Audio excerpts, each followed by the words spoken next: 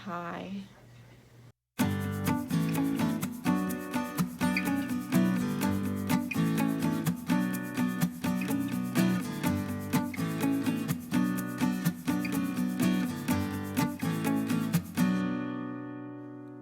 As most of you know, about a month ago, I was diagnosed with something called HLH. And what that is that the cells in my immune system have started attacking healthy tissues rather than viruses and bacteria. My cells are eating my healthy cells and releasing inflammatory proteins that cause organ damage. The normal treatment for HLH is chemotherapy, high dose steroids, and an immunosuppressant. Because my blood counts had started correcting themselves with just the steroids, we opted not to go forward with the chemo at this point. But over the last couple of weeks, my liver has taken a turn for the worse, and my spleen and pancreas, they are all enlarged, and my enzymes are through the roof. So I was sent to a specialist in North Carolina who specializes in HLH, and he ran a bunch of tests that confirms that the HLH is not in remission, because in some cases of HLH, after treatment, you go into remission until something triggers it again. We're not certain what has caused mine. You can have primary HLH, which is caused by a genetic mutation, or it can be secondary to various autoimmune diseases, lymphoma, viral infections like the Epstein-Barr virus. But in my case, nothing secondary is adding up.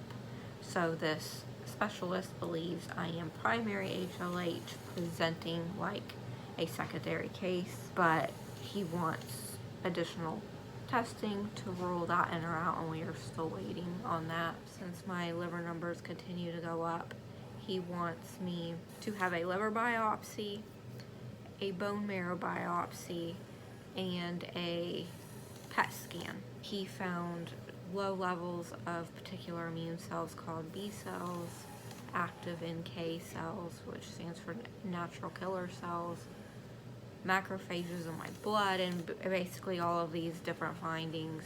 I have to have more testing, and so I was admitted today to have that done. Because I had the low number of B cells, they're doing the PET scan to check for lymphoma. HLH can be caused by lymphoma, and although they thought they ruled out lymphoma with my last bone marrow biopsy, the specialist said that sometimes it likes to hide. Once we get the testing done, then I'm due to start an immunosuppressant drug called anakinra in hopes that it will save my liver. We are not positive that it is going to work, but there are other options available to me if this one happens to not be it. The goal is to get everything done and discharged by the weekend, but we got a late start of it today, so we're not certain if that's going to happen. But hopefully they won't keep me through the weekend. I guess that will depend on how I respond to having the liver biopsy done and the repeat bone marrow biopsy. The specialist that sees pediatrics is working really closely with the pediatric oncologist here, even though I am an adult. So it's basically a combination of my adult oncologist, this new pediatric oncologist here, and then the specialist, all trying to work together to formulate some kind of treatment plan.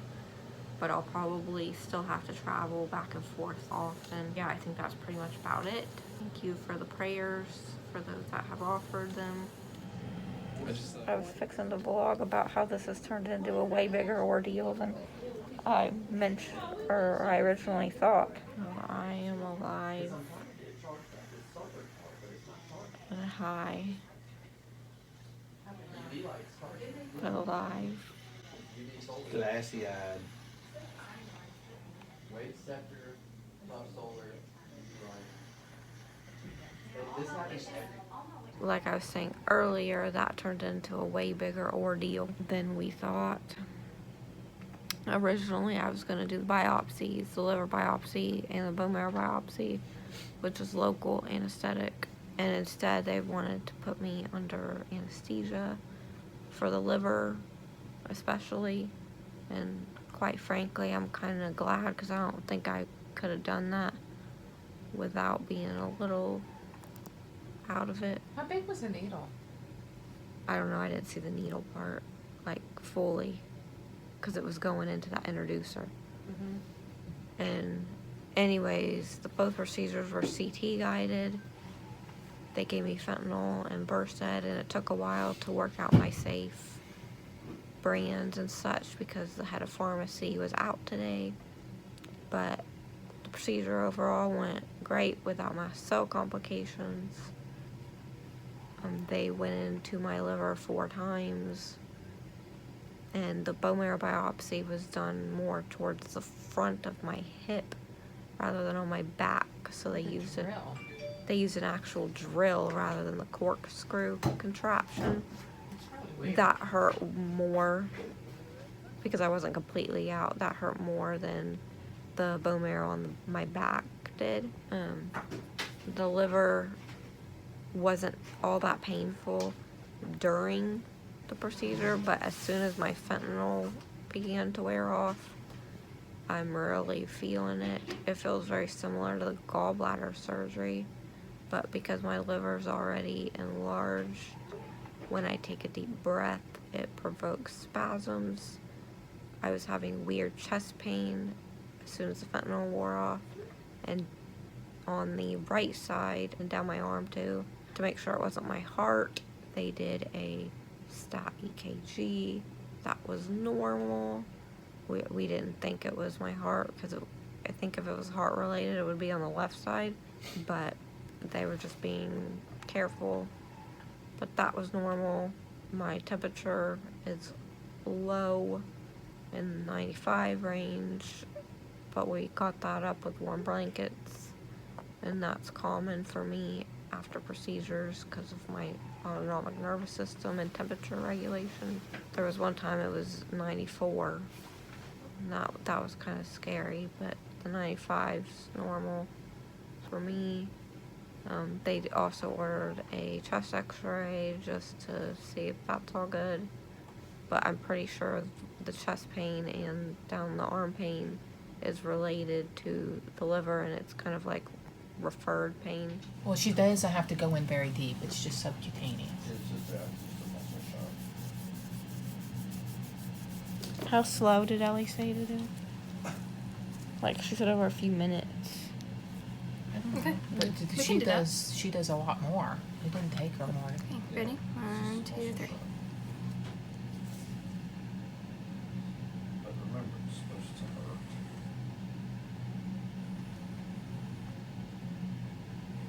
You feel anything?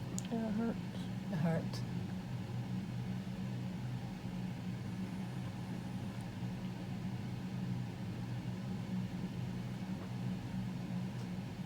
Yeah, I just push it and be done with it. Shy, you good with that? No. Okay. Alright. I don't think this one has a safety. So we'll just toss it like it is. Okay, Shy, you don't have to pinch anymore. Say something. I'm nervous. I got you some gauze right here.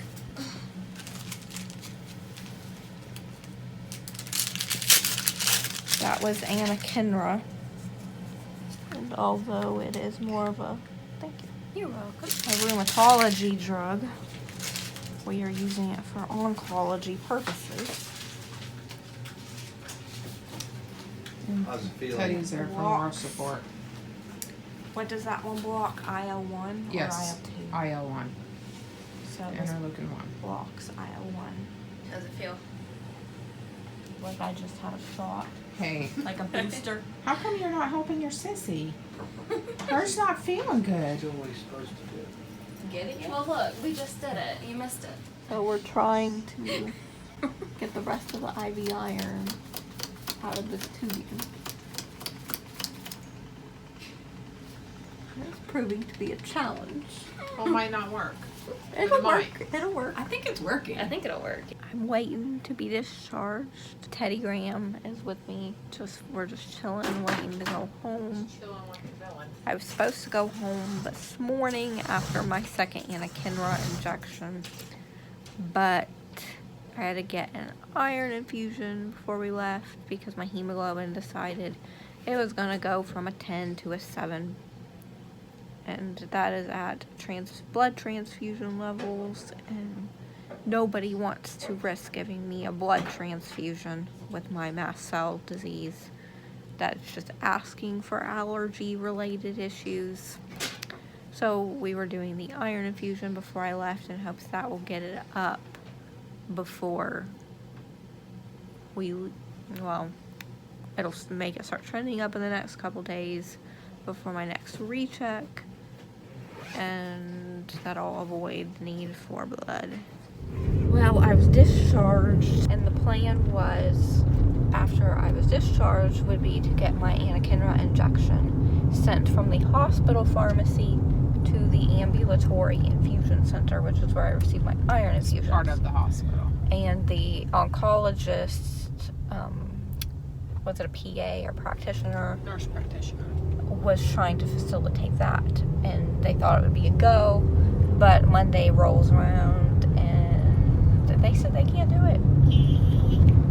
It's not that the oncologist's office was incompetent or anything, it's just that hospital politics and money prevented me from getting the injection. So I haven't had it since Sunday morning, and it is now Wednesday afternoon, and I am on my way to oncology now to get labs rechecked and to go over some of the results and to discuss what the heck we're going to do next, because I haven't received the medicine I was supposed to get.